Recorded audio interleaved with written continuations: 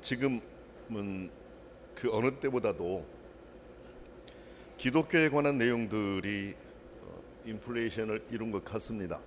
어디에서나 기독교에 대한 내용을 접할 수 있고 들을 수 있는 그런 세상이 되었습니다. 성도들 가운데는 참 많은 기독교 사이트들을 알고 찾아다니는 소위 노마드들, 유목민들이 많습니다. 어디서 그 많은 것들을 들었는지 이해가 가지 않을 정도로 많은 것들을 듣고 알고 있습니다. 중요한 것은 그 정보의 신뢰성입니다. 신뢰할 만한 사이트에서 정보를 입수하여 담고 있는지, 아니면 신뢰할 수 없는 사이트에 접속하여서 정보들을 입수하고 있는지의 문제입니다. 무엇보다 우려스러운 것은 안티 사이트, 그러니까 반정서적인, 반기독교적인, 반그리스도적인 이런 사이트나 이단들이 운영하는 사이트들을 방문해서 비뚤어진 정보들로 인해 왜곡된 신앙으로 변질을 되거나 이단에 넘어갈 수 있다라는 점입니다. 지금 이단들도 정말 많은 사이트들을 운영하고 있어요. 그래서 그럴듯하게 처음에는 접근하고, 처음에 한참 들을 때까지는 진짜 꼭 우리가 똑같은 것 같지만은 여러분, 이단이라는 게 끝을 살짝 다른 것이잖아요. 끝을 살짝 다르게 해버린 게 이단이잖아요. 그래서 유혹합니다. 그러므로 우리는 정보가 본물 터지듯 넘쳐나는 세상에서 바른 지식으로 무장하는 것이 중요합니다. 바른 정보를 찾기 위한 가장 정상적인 방법은 1차 자료를 보는 것입니다. 기독교의 1차 자료는 물론 성경입니다. 그 성경을 주의 깊게 읽고 바른 과정을 통해서 배워 알아가야 됩니다. 그렇게 누차에 걸쳐서 성경은 교회 안에서 이렇게 우리가 배우고 정상적인 방법을 통해서 들어야지, 이렇게 누구 소개로 다른 데 가가지고 듣고 배우고 하는 거 위험하다라고 교회가 그렇게 강조를 하는데도 가는 사람들이 있어요. 이건 이제 순종하지 않은 사람들이죠. 그러니까 벌써 순종하지 않았다라고 하는 것은 정말 그 안에 그리스도의 심장이 정확하게 박혀 있는가, 이거를 심각하게 우리가 고민해 볼 필요가 있어요. 그렇죠? 왜냐하면 위험하기 때문에 가지 말라라는 거고, 하지 말라라고 주의를 주는 것이잖아요. 그래서 우리가 정상적인 이 방법을 통해서 성경 공부를 하고 알아가는 것이 중요하다라는 것입니다. 자, 그런데 기독교 경전인 성경은 듣고 아는 것에 더해서 실천하라, 이 실천을 강조하고 있습니다. 계시록 1장 3절 말씀 보게 되면, 이 예언의 말씀을 읽는 자와 듣는 자와 그 가운데 기록된 것을 지키는 자는 복이 있나니 때가 악함이라 그랬습니다. 읽는 자, 듣는 자, 지키는 자, 읽고 듣고 지키는 자가 복이 있다라고 말씀하신 것이죠. 기독교는 믿음과 실천이 함께 가는 종교이기 때문에 그렇습니다. 여러분, 하나님께서는 기독교가 실천의 종교임을 그리스도가 세상에 오신 사건을 통해서 증명해 보이셨습니다. 하나님의 사랑의 외아들 예수 그리스도를 세상에 보내신 것으로 현실화되었기 때문에 그렇습니다. 하나님께서 우리를 그토록 사랑하고 계시잖아요. 사랑하고 계신다는 걸 알고 있지 않습니까? 그런데 그 사랑을 실질적으로 보여주신 사건이 예수 그리스도를 세상에 보내신 사건이라는 거죠. 보내셨을 뿐만 아니라 고난당하여 십자가에 죽게 하시고 부활하셔서 우리에게 생명을 주셨던 이 사건 자체가 하나님께서 사랑을 실천해 보여주신 사건이다. 이것을 우리가 알아야 됩니다. 또 여러분, 우리가 보면 예수 그리스도께서 세상에 오셔가지고 행하셨던 그 구체적인 내용들을 보면 얼마나 크신 사랑인가, 하나님의 사랑, 또 예수 그리스도가 얼마나 큰 사랑을 갖고 계신가를 우리가 알 수가 있습니다.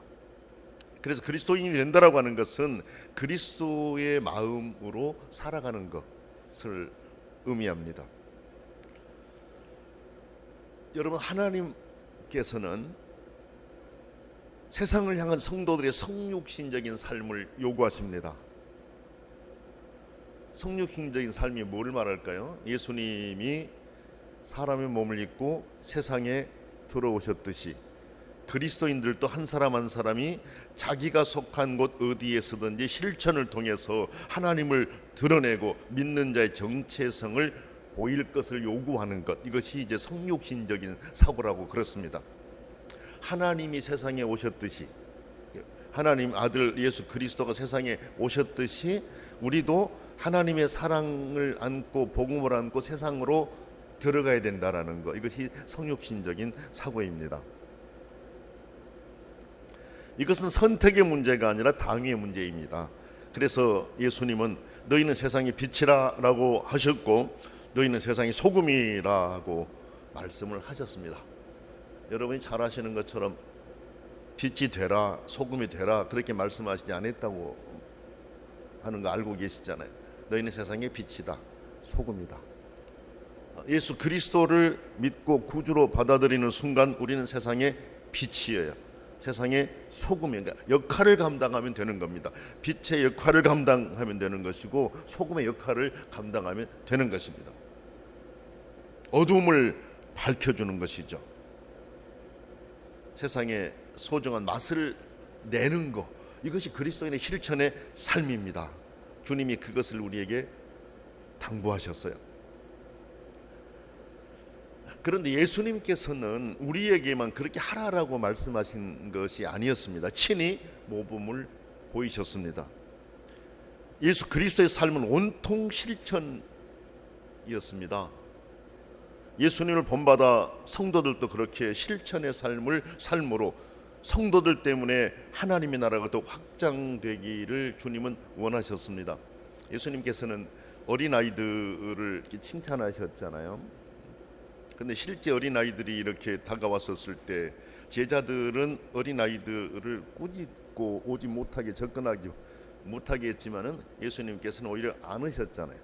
안으셨고 어린아이들을 이렇게 영접하는 자, 이 사람들이 진짜 복음의 진리를 간직한 사람, 이런 개념으로 주님 말씀하셨지 않습니까?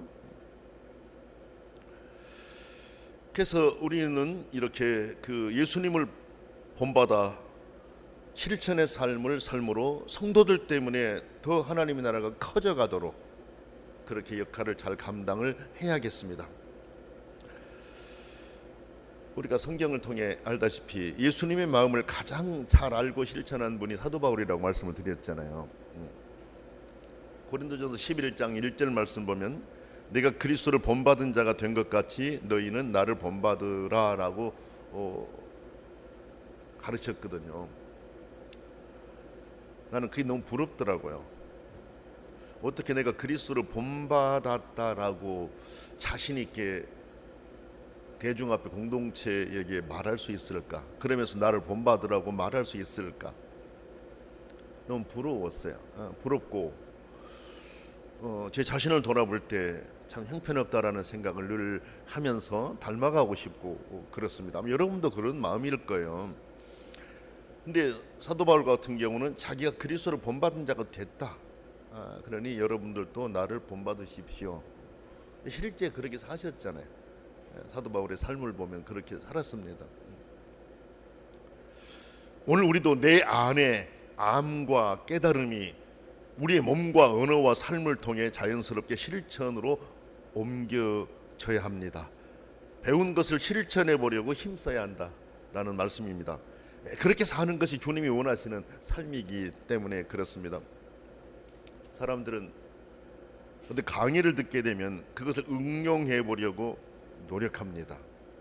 운동을 배우든지 그림을 그리든지 글을 쓰든지 어떤 것을 배우고 나면은 그걸 적용해 보려고 여러 차례 시도해 보는 것을 우리가 알 수 있습니다. 운동해 본 분이나 그 외 다른 분들도 그렇잖아요. 내가 배운 것을 적용해 보려고. 그래서 다 거울 보고도 연습도 하고 확인하고 그렇게 하잖아요. 그림 그린 거나 글 쓰는 것도 마찬가지고 모든 것이 그렇습니다. 신앙도 그런 자세를 가지고 나가는 것이 필요하다라는 말씀입니다. 우리는 실천한다라고 하는 것을 어렵게만 생각합니다. 그러나 그렇지 않습니다. 가령 보세요. 서로 사랑하라고 하신 말씀을 우리가 배우고 들었으면 그 사랑을 실천해 보려고 시도하면 돼요.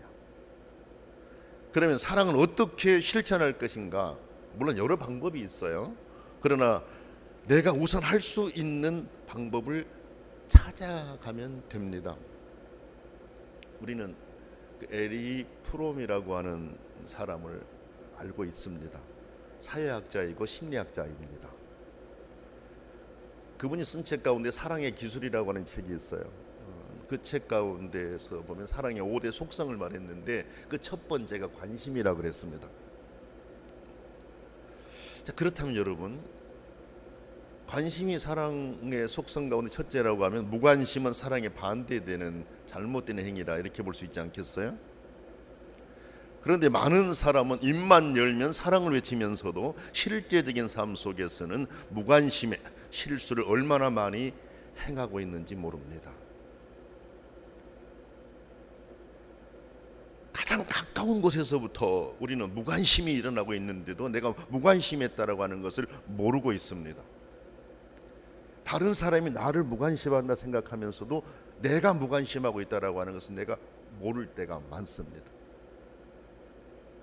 사소한 것 같지만 우리가 함께하는 사람들에게 무관심에서 벗어나 관심을 가지고 사람을 대한다면 이 세상이 얼마나 따뜻해지겠습니까? 이렇게 우리가 하나하나를 실천해 갈 때 우리의 믿음은 행위로 나타나는 믿음이 되는 것입니다. 그 외에도 다양한 것들을 우리가 생각하면서 믿음의 삶에 나타나도록 행하는 그런 성도들이 되어야 됩니다. 여러분, 예수님은 정말 관심을 많이 가지신 분이셨어요. 예수님 마음에 온통 관심이셨잖아요. 요한복음 주일 저녁에 공부할 때 여러분 들으면서도 알았고 그 전에도 알고 계실 것입니다만은 38년 된 환자가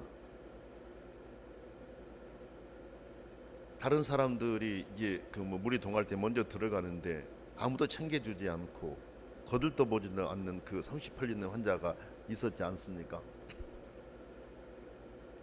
예수님이 그곳에 찾아가셨어요. 근데 그 많은 사람이 무관심한 그 환자에게 예수님의 시선은 바로 갔지 않습니까? 그곳에 도착하면서 예수님의 시선은 그 환자에게로 갔어요. 다른 사람들이 무시하고 짓밟고 쳐다보지도 않으려고 했던 그 사람에게 예수님은 다가가셨고 그 사람의 아픈 부분을 고쳐주셨습니다. 그뿐만이 아니에요. 여러분, 성경의 수많은 내용들을 한번 보세요. 얼마나 많은 관심으로 나타나고 있는가. 여러분, 저는 이걸 이렇게 생각해 봤어요. 젊은 청년이 예수님께 나왔습니다. 어떻게 영생을 얻겠는가라는 질문을 합니다. 그래서 나는 율법을 다 지켰다라고 얘기합니다. 예수님께서 한 가지 부족하다라고 지적하시면서 네 재물을 팔아서 가난한 사람에게 나눠주라고 하셨습니다. 여러분, 이것이 그 젊은 청년을 상처를 주기 위한 것일까요? 예수님의 관심일까요? 관심이죠. 관심이죠. 그 사람을 살리기 위한 예수님의 관심의 마음이셨습니다. 부자 청년이라고 했거든요. 뭐 수가성의 여인도 그러고 삭개오도 그러고 뭐 귀신 들린 사람도 그러고 그 외에 정말 많은 사람들에게 예수님은 수도 없이 많은 관심. 왜? 예수님 자신이 관심 때문에 오신 거잖아요. 사랑 때문에 오신 거 아닙니까? 오늘 말씀은 산상보훈의 결론부에 해당하는 말씀입니다. 근데 그 말씀의 핵심 내용은 종말론적인 심판 그리고 믿음과 실천에 관한 내용입니다. 예수님께서는 그리스도인의 실천에 대해 무게감 있게 다루십니다. 마치 실천이 없으면 구원이 없다는 의미로 받아들일 수 있을 만큼 강한 어투를 사용하여서 실천을 강조하고 계십니다. 그러면 주님은 왜 이렇게 강한 표현을 쓰시면서까지 그리스도인들의 실천을 강조하셨을까요? 믿음과 행함은 따로 갈 수 없기 때문에 그렇습니다. 야고보서 2장 22절, 제가 참 좋아하는 성경 구절인데, 내가 보거니와 믿음이 그 행함과 함께 일하고 행함으로 믿음이 온전하게 되었느니라 하신 말씀입니다. 이니셔티브는 믿음이 지고 있는 것 같아요. 그렇죠? 그러니까 그 주체적인 거, 이거는 이제 믿음이라고 볼 수 있겠는데, 왜냐하면 믿음이 그의 행함과 함께 일하고 또 행함으로 믿음은 온전하게 되고 같이 간다는 거 아닙니까, 여러분? 믿음이 있으면 행위가 당연하게 따라온다라고 하는 것이 성경의 가르침입니다. 그래서 야고보는 행함이 없는 믿음은 죽은 믿음이다라고까지 했습니다. 우리는 주님께서 오늘 주신 말씀에 대해 심도 있게 고민하면서 그 말씀의 의미를 바로 알고 실천한 그리스도인들이 되어야 합니다. 물론 그리스도인이라면 누구나 하나님 아버지 말씀대로 살기 위해 부단히 노력할 것입니다. 나는 믿어 의심하지 않습니다. 여러분 모두도 많은 노력을 했을 거예요. 지금도 하고 있을 것이라 봅니다. 하지만 더욱 분발하여서 주님의 모습을 배워가도록 합시다. 세상의 그리스도인들이 다 그런 자세를 가진다면 세상이 이렇게까지 되지는 않았을 것입니다. 지금 여러분 세상을 볼 때 한숨이 나오지 않습니까? 염려와 걱정이 앞서지 않습니까? 정치, 경제, 사회, 문화, 종교 등 각계각층의 그리스도인들이 참 많아요. 그들이 자기가 맡은 자리에서 그리스도의 정신을 액면 그대로 실천하려고 노력한다면 세상은 많이 달라질 것입니다. 세상은 지금 상대를 향해 미움과 증오로 가득한 방향으로 흘러가고 있습니다. 그 어느 때보다도 지금 심한 것 같다는 생각이 듭니다. 국제 정세가 그렇습니다. 남북 관계가 그렇습니다. 여러분, 전쟁이 멀리 있는 것 같으나 가깝게 다가올 수도 있어요. 리더들이 입에서 나온 표현에 따라서도 전쟁은 일어날 수도 있어요. 지금 남북 관계를 볼 때에도 이거를 정치적으로 이용할 때가 아닌데 이런 부분들이 지금 일어나고 있어서 너무 안타깝습니다. 우리 정치 상황도 그렇지 않습니까, 여러분? 계속해서 테러들이 일어나고 있는 이런 상황들입니다. 그런데 멀리 볼 것이 아니라 내 마음 안에서도 이와 같은 미움이라고 하는 것, 증오라고 하는 것이 자리 잡고 있지 않나, 항상 우리들을 살펴봐야 됩니다. 우리가 모든 사람에게는 아닐지라도 일정한 사람들에 대해서 내 마음 안에 그런 생각들이 자리 잡고 있을 수 있다라고 하는 사실입니다. 이런 현상은 여러 영역에서 나타날 수가 있습니다. 그래서 이런 세상일수록 주님의 말씀을 마음에 담고 실천하려는 그리스도인들이 많이 나타나야 한다라는 것입니다. 말씀 많이 들으면 뭐합니까? 삶에서 보여지지 않으면 그 의미가 없지 않아요.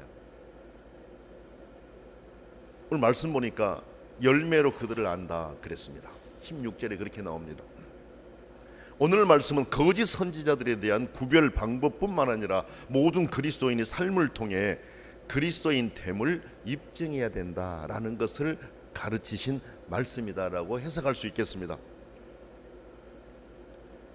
인간의 본질적인 참모습은 그의 화려한 언어나 신앙의 외적 경력으로는 바르게 알 수가 없습니다.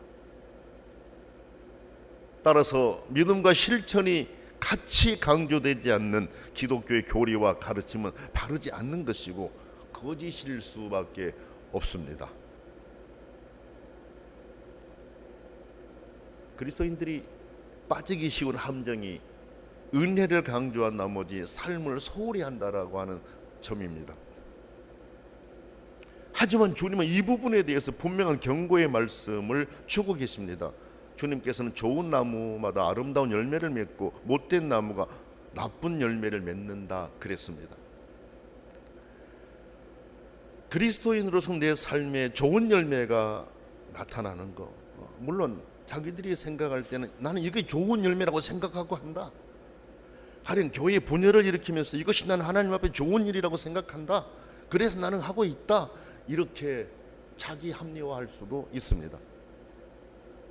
그러나 절대 그렇게 될 수가 없는 것이죠. 그렇지 않습니까?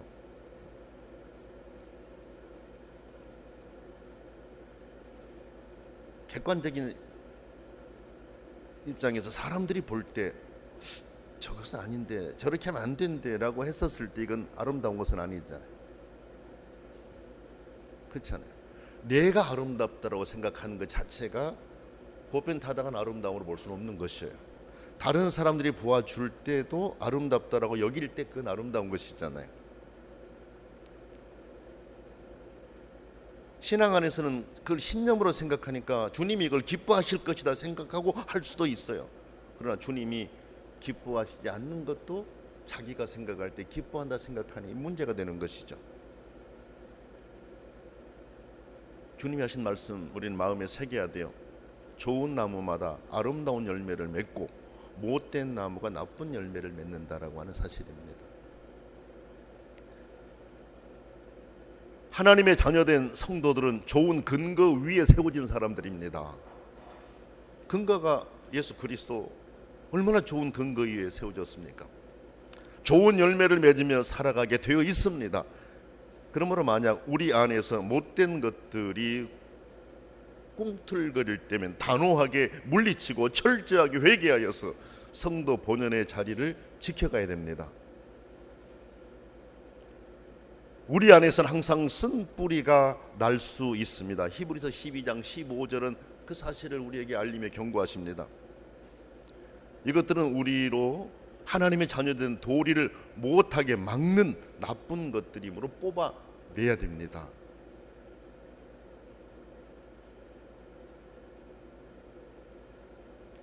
이솝 우화 중에 이런 내용이 있습니다.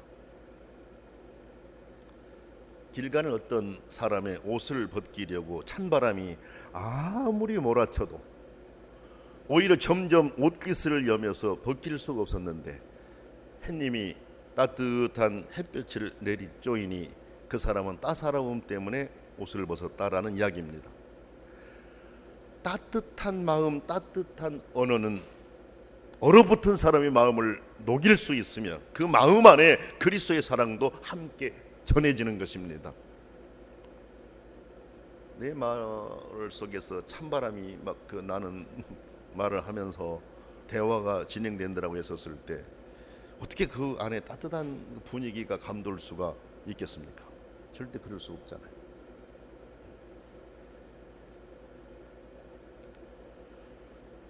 그래서 우리는 내 안에서 나오는 언어들, 이거 마음에서부터 준비되어 있어야 한다라고 하는 거 잘 알고 있지 않습니까? 항상 우리 안에 쓴 뿌리를 제거하고 그리스도의 사랑을 담고, 내 안에 그리스도의 사랑이 가득할 때 내 안에서 나오는 것들은 따뜻함일 수 있지 않습니까? 그렇게 살아가야 됩니다. 오늘 주님께서는 나더러 주여 주여 하는 자마다 다 천국에 들어갈 것이 아니요 다만 하늘에 계신 내 아버지 뜻대로 행하는 자라야 들어가리라. 21절에 그렇게 말씀하십니다. 주여 주여 하는 자들 가운데 천국에 들어갈 자도 물론 있지요. 그렇지 못할 자도 있다라고 말씀하신 겁니다. 주여 주여 하면서 하나님의 뜻을 행하는 자라에 들어간다라고 말씀하셨습니다. 예수님은 아무리 주의 이름을 부르고 주의 이름으로 많은 일들을 수행할지라도 잘못된 행실을 나타내는 자들은 외면하시겠다라고 말씀하셨습니다.